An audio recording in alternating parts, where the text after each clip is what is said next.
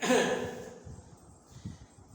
Number आज हम करने जा रहे हैं चैप्टर फर्स्ट की theorem 1.2 theorem fundamental theorem of arithmetic. यह थ्योरम करने जा रहे हैं फंडामेंटल थ्योरम ऑफ अर्थमेटिक। तो चलिए स्टार्ट करते हैं, इस थ्योरम को लिखते हैं। Fundamental theorem of arithmetic. Every composite number, composite number किसे कहते हैं आप सभी को पता है। Every composite number, composite number जिसके दो या दो से ज्यादा फैक्टर होते हैं। Every composite number can be expressed, every composite number can be expressed as a product of prime. Prime जिसके सिर्फ दो ही फैक्टर बनते हैं, वन, और वो अपनी टेबल से जाता है। Product of prime and this factorization is unique। और ये फैक्टराइजेशन कैसा यूनिक होता है, वही बनेगा unique apart from the order.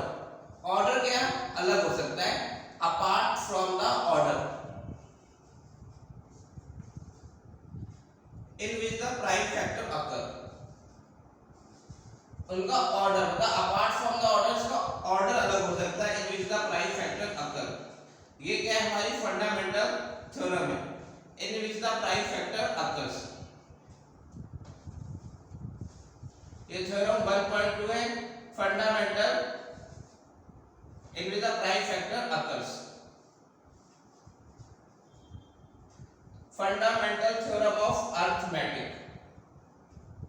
फिर से देख लेते हैं इस थ्योरम का मीनिंग क्या है। Fundamental theorem of arithmetic, fundamental theorem of arithmetic. Every composite number, हर एक कंपोजिट नंबर को हम किस में एक्सप्रेस करेंगे, प्राइम नंबर में एक्सप्रेस करते हैं। प्राइम नंबर और कंपोजिट नंबर क्या है आप सभी को पता है। कंपोजिट नंबर इसके दो या दो से ज्यादा फैक्टर होते हैं, वो कंपोजिट नंबर कहलाए जाते हैं। प्राइम नंबर वो होता है इसके सिर्फ दो ही फैक्टर बनते हैं। तो हर कंपोजिट नंबर को प्राइम नंबर में एक्सप्रेस किया जा सकता है, और वो नंबर कैसे होंगे, अपने आप में यूनिक होंगे सिवाय उसके ऑर्डर के। कैसे, फॉर एग्जांपल 10,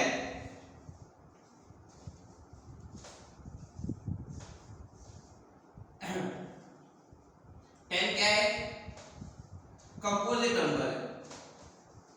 अगर इसको प्राइम नंबर की फॉर्म में एक्सप्रेस करते हैं, इसके फैक्टर बनाते हैं, तो क्या बनेगा इसके फैक्टर। 10 को हम कैसे लिख सकते हैं, 10 2 मल्टीप्लाई 5 लिख सकते हो, या 5 मल्टीप्लाई 2 लिख सकते हो।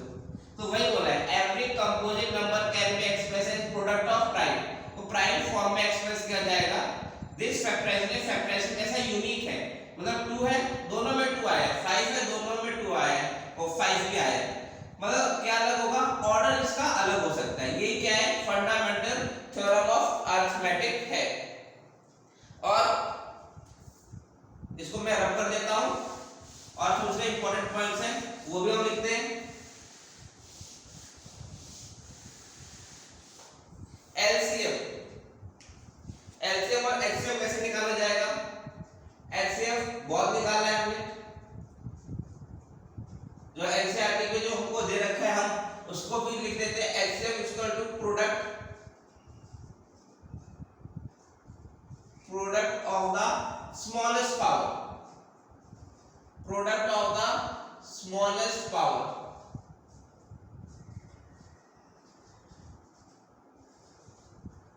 Of each common prime factor.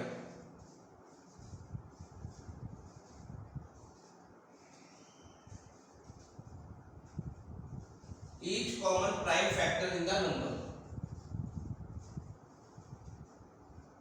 factor in the number, ये क्या है, एचसीएफ निकालने का formula.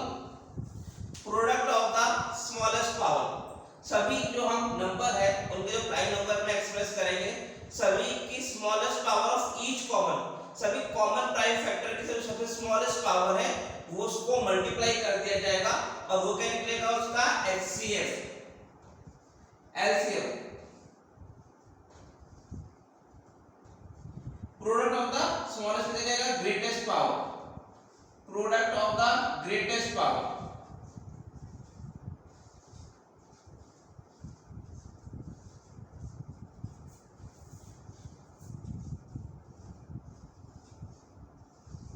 of each prime factor,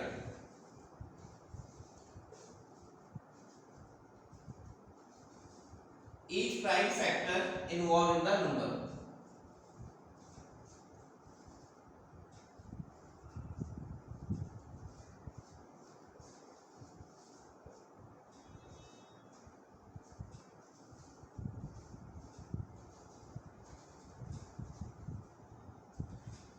HCF क्या है? Product of the smallest power of each common prime factor in the number. LCM क्या है? Product of the greatest power of each prime factor involve in the number, greatest power. Relationship देख लेते हैं, relation between HCF and LCM।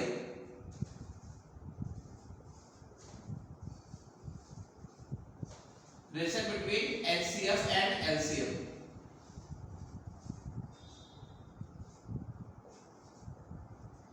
जैसे दो number है तो HCF multiply LCM, अगर दो नंबर का क्या निकाल रहे हैं HCF निकाल रहे हैं और उन्हीं दोनों का LCM भी निकाल रहे हैं, HCF मल्टीप्लाई LCM, ये A मल्टीप्लाई B के क्या आएगा? इक्वल आएगा। एक रिलेशन ये है ये, और क्या हम रिलेशन निकाल सकते हैं? HCF is also the always the factor of LCM। LCM क्या है? हमेशा किसका फैक्टर होगा? LCM का होगा। HCF is always factor of LCM। HCF क्या? LCM का फैक्टर होता है। HCF is always factor of LCM। और कुछ इंपॉर्टेंट पॉइंट जो एनसीईआरटी ने हमको दे रखे हैं वो भी लिख लेते हैं।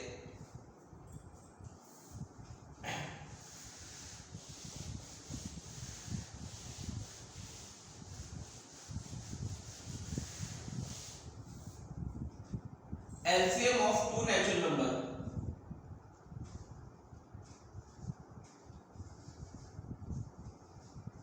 वैसे तो ये लाइन है जो हमने अभी लिखी थी।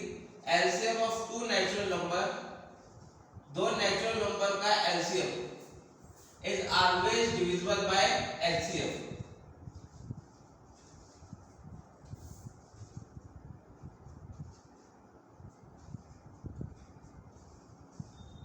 वो HCF से डिविजिबल होता है, HCF उसका क्या है?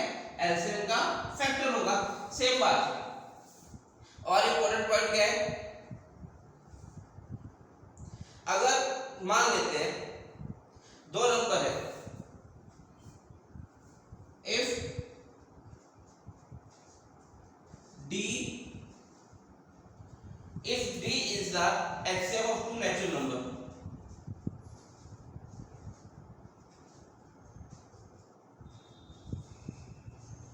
if D is the HCF of two natural number A and B, X and Y, आप अपनी तरफ से कुछ भी लिख सकते हैं कि अगर मान लेते हैं D क्या नेचुरल नंबर है, A and B और X and Y, हम कुछ भी लिख सकते हैं A and B, there exist unique integer X and Y।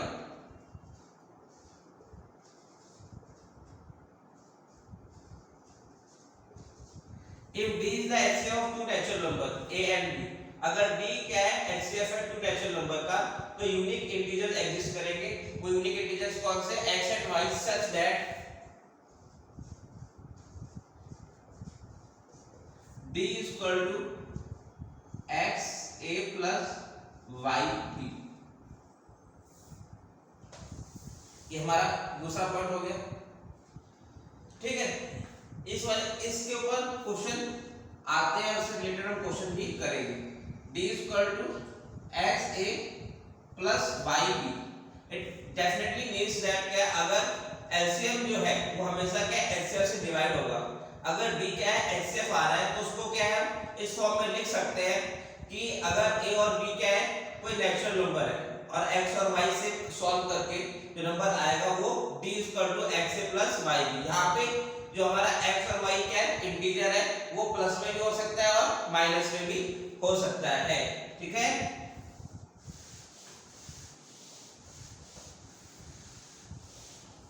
अब हम एक्सरसाइज स्टार्ट करते हैं।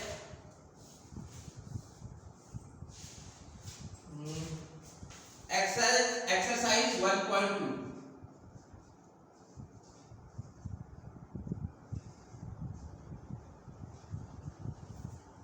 Question first,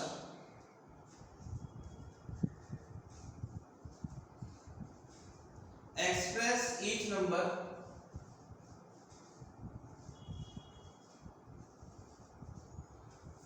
as a product of its prime factor।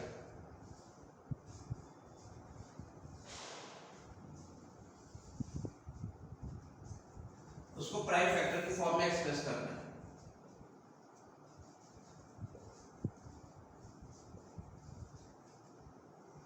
First 140, 140 को क्या है, प्राइम नंबर की फॉर्म में एक्सप्रेस करना है। 0 आ रहा है तो 2 से चला जाएगा 70, फिर 2 से जा रहा है 35, फिर 5 से जा रहा है 7। तो 140 2 मल्टीप्लाई 5 मल्टीप्लाई 7, ये हमने क्या 140 को एक्सप्रेस कर दिया प्राइम फॉर्म। एक और देखें, सेकंड 156,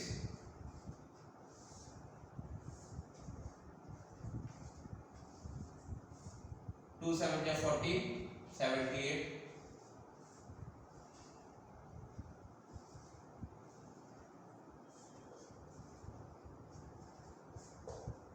तो 156 को कैसे एक्सप्रेस कर दिया जाएगा, 2 मल्टीप्लाई 3 मल्टीप्लाई 30।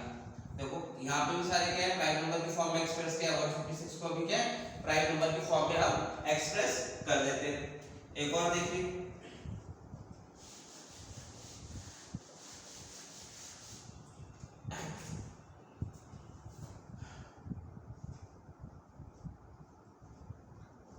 Three eight 2 5।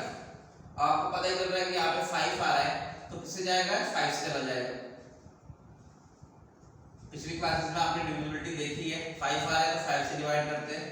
5 से डिवाइड किया, 5 7 जा 35 32, 5 6 जा 30, 5 5 जा 25।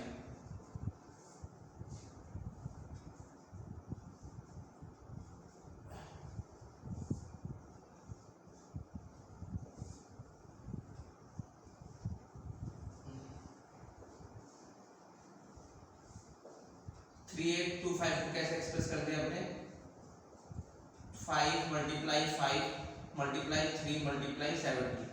ये देखिए ऑर्डर कुछ तो हो सकता है, लेकिन जो प्राइम नंबर आएंगे वो कैसे यूनिक होंगे। यही क्या है fundamental theorem of arithmetic.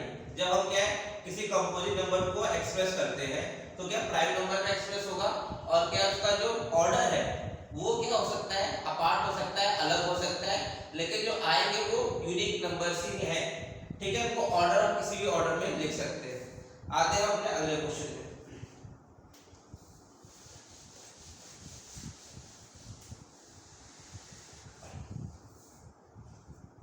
Question number 2,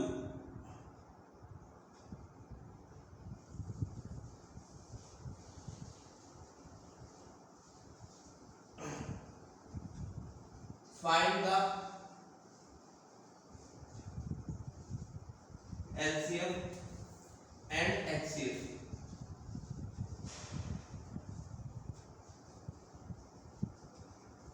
of following pair of integers। हमको HCF और LCM निकालना है of following pairs of integers।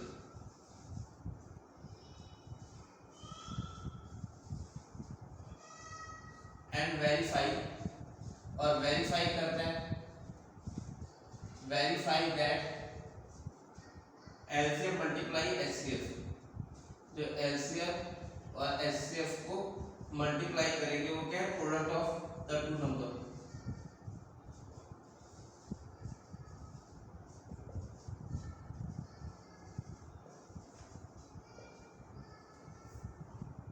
First 26 and 91। तो 26 को कैसे एक्सप्रेस कर सकते हैं? 2 multiply 13 multiply 1, 91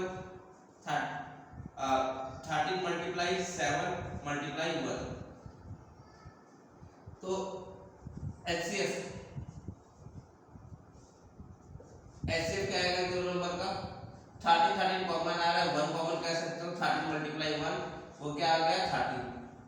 LCM greatest power लेनी है सभी की। 13 की ग्रेटेस्ट पावर 13 ही है, 2 की ग्रेटेस्ट पावर 2 ही है, और 7 की ग्रेटेस्ट पावर 7 ही, और 1 की ग्रेटेस्ट पावर 1 ही है। 13 2 जा 26, 26 7 जा 7 6 जा 42, 7 2 जा 14 और 4 80, 182 क्या आ गया? एलसीएम आ गया। अब इसको हम यहीं पे क्या वेरीफाई कर लेते हैं। HCF multiply LCM is equal to A multiply B। 13 multiply 182 is equal to 26 multiply 91। अगर ये हमारा डिस्टेंस सही है तो इसका मतलब कि इन दोनों का जो आंसर आएगा, दोनों का आंसर सेम ही आएगा। तो हम यहाँ पे देख लेते हैं। 182 को 30 से मल्टीप्लाई किया, 3 2 जा 6, 3 8 जा 24, 3 1 जा 3 और 2 5, 182 2366 आ रहा है। इसको मल्टीप्लाई करने पे 26 और 91 को मल्टीप्लाई करने में कितना आ रहा है?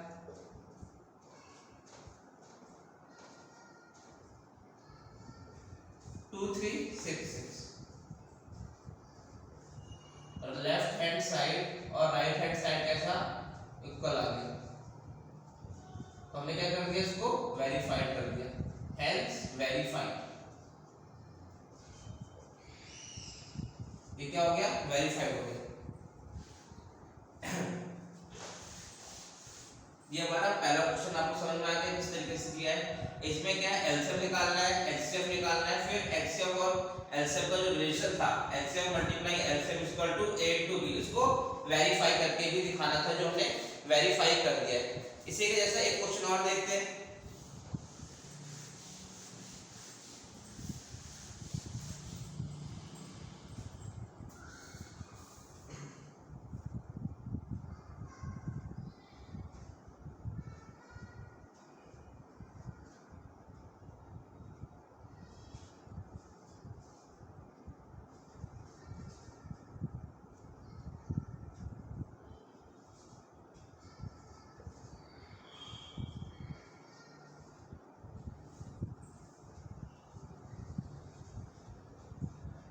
इसको प्राइम फॉर्म में लिखते हैं, प्राइम नंबर्स की फैक्टर फॉर्म में।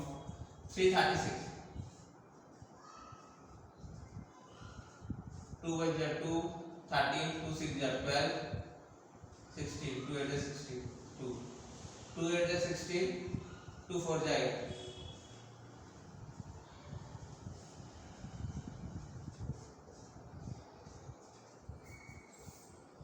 2 मल्टीप्लाई 2 3 4 54।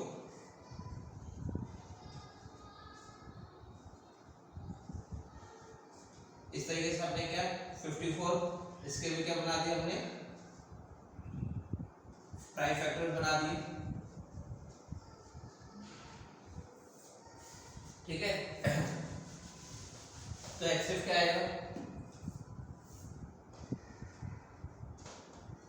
जो कॉमन नंबर है वो वही लिखेंगे। 2 कॉमन आ रहा है 2, और एक 3 कॉमन आ रहा है, तो 2 मल्टीप्लाई 3 कितना हो गया? 6।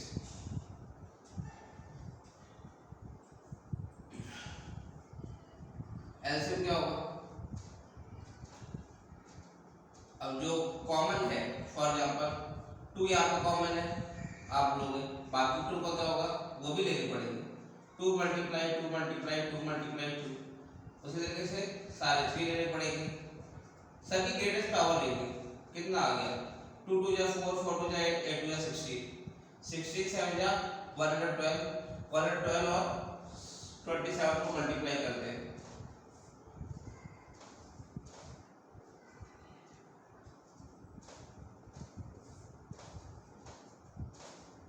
3024 ये हमारा क्या आ गया, एलसीएम आ गया।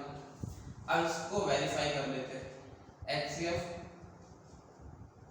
Multiply LCM is equal to A multiply B.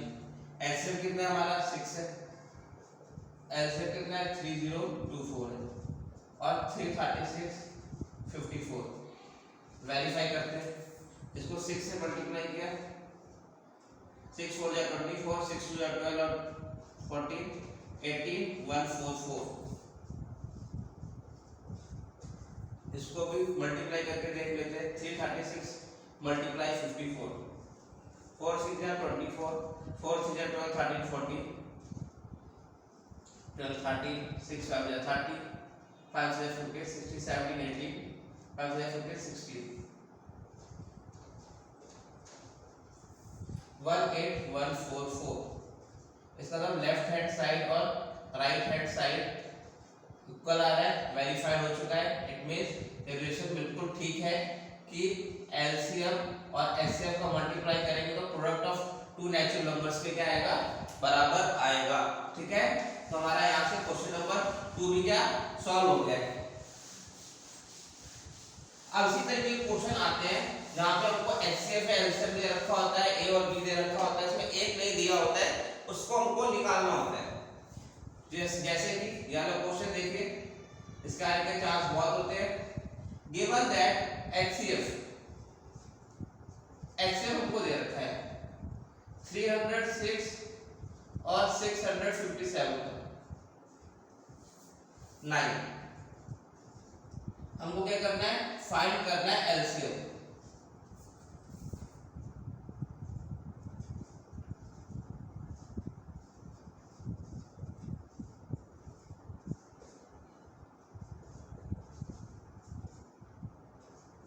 HCF multiply LCM is equal to A multiply B।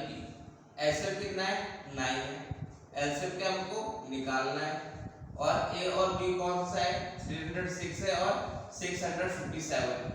तो LCM क्या हो गया 9 वहां जाके क्या हो जाएगा डिवाइड। अब इसको हम क्या सॉल्व कर लेंगे।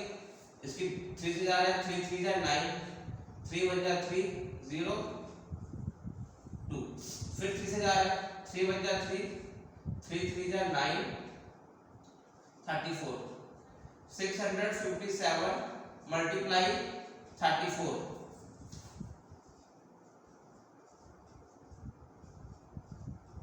4 7 जा 28, 4 5 जा 20 22, 2 4 6 जा 24 25 26, 3 7 जा 21, 5 7 15 16 17, 16 18 और 19।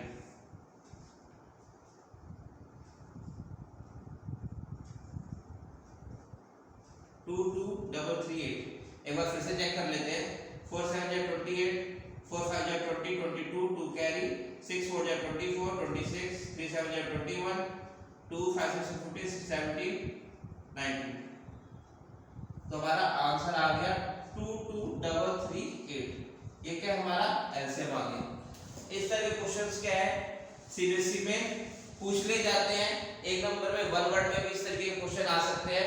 इसमें आपको क्या है एचसीएफ दे रखा हो और 2 नंबर्स दे रखे हो, या आपको क्या एचसीएफ निकालने को बोल दिया गया और एलसीएम आपको दे दिया गया है 2 नेचुरल नंबर्स का, और उसमें इसलिए आपको ये रिलेशन क्या है बहुत जरूरी है, आपको पता होना चाहिए। ठीक है, आते हैं हम अपने अगले question.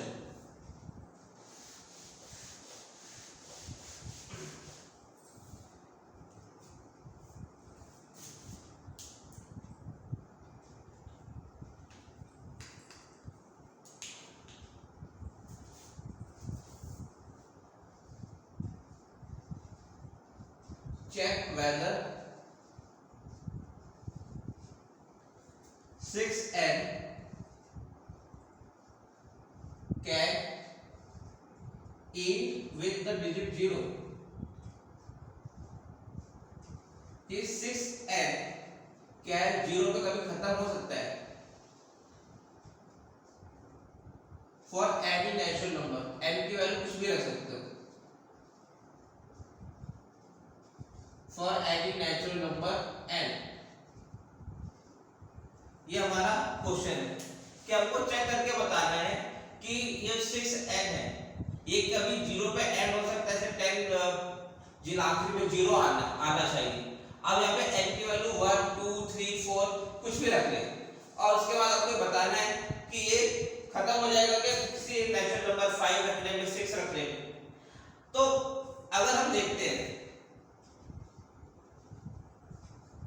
If 6n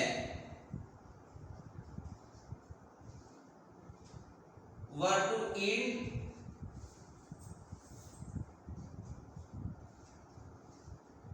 with digit 0, अगर इसको किस पे एंड होना है, 0 पे होना है, तो इसमें कौन सा फैक्टर होना चाहिए, कौन सा नंबर होना चाहिए। अब अगर कोई भी नंबर अगर क्या है 10 आता है तो उसमें 2 और 5 होते हैं, 6 एंड है, मतलब इसमें कौन से दो नंबर है, 2 और 3 है, इसमें 5 तो है ही। तो इसका मतलब क्या है, इसके पास 5 नहीं है। अगर 5 होता 6 में तो क्या ये एंड हो जाता, then it would be divisible by 5।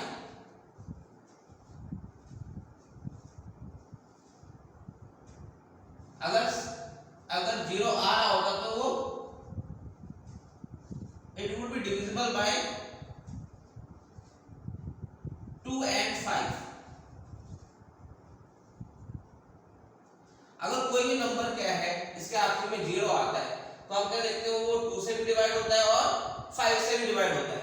लेकिन 6n क्या है, 2 से तो डिवाइड हो जाएगा लेकिन 5 से डिवाइड नहीं होगा।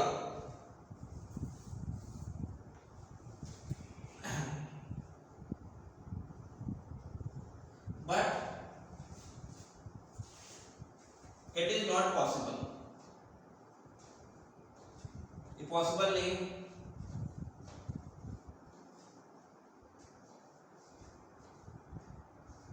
6n is equal to 2 multiply 3n, इसके अंदर नंबर कौन से आ रहे हैं, 2 multiply 3 और n आ रहे हैं।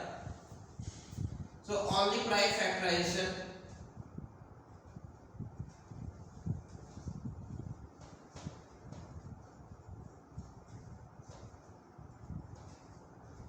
n contain 2 and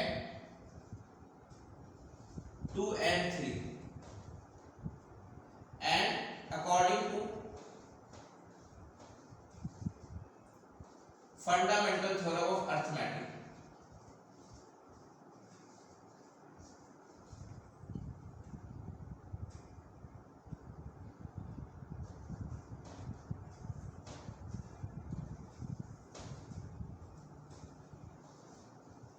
guarantees that there is no other natural number, कोई दूसरा नेचुरल नंबर नहीं आएगा, there is no other prime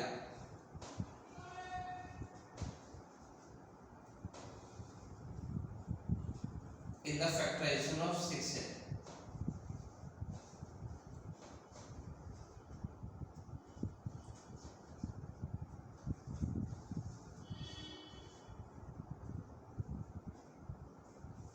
So there is no, इसका मतलब क्या है, ये 6n डिवाइड नहीं होने वाला है।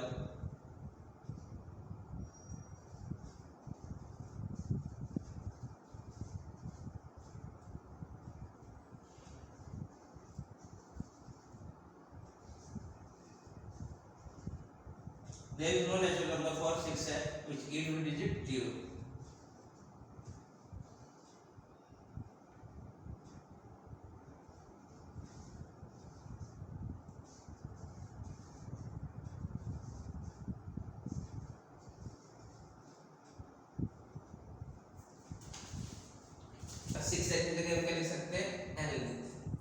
फिर से को समझ लीजिए, check whether 6n can end with the digit 0 for any natural number।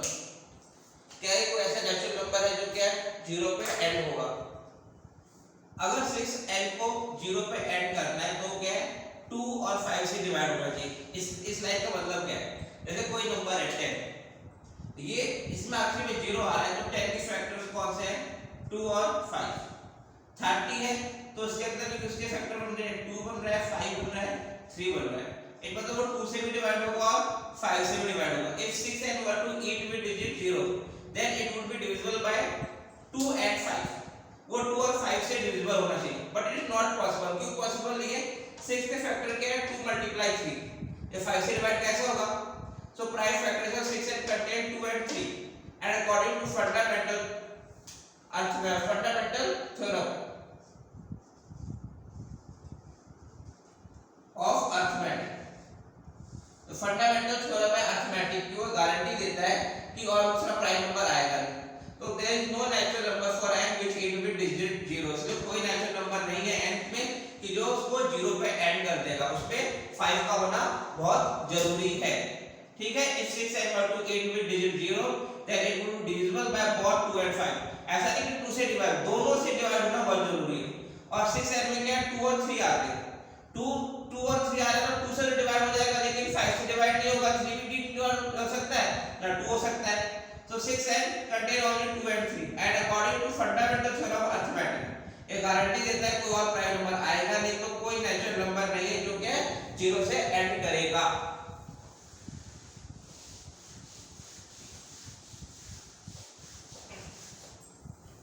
Next question देखते हैं।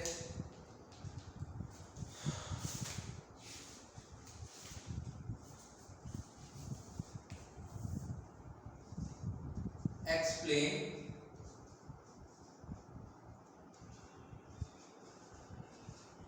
why 7 multiply 11 multiply 13 plus 3 plus 13